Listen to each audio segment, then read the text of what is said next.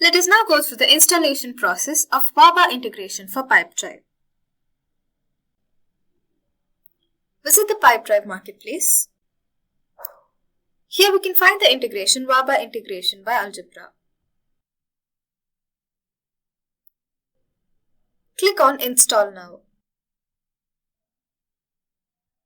Scroll down and click on Allow and Install. The application has now been installed within our Pipedrive account.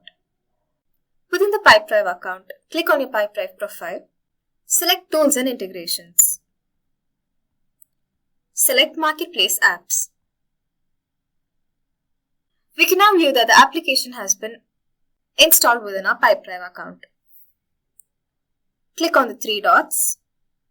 Select Settings. In order to obtain the WhatsApp Business API and Facebook App ID, contact us through the link given in the description below. Once the WhatsApp Business API has been set up, enter the Facebook App ID provided and click on Authorize Now to authorize your WhatsApp Business API.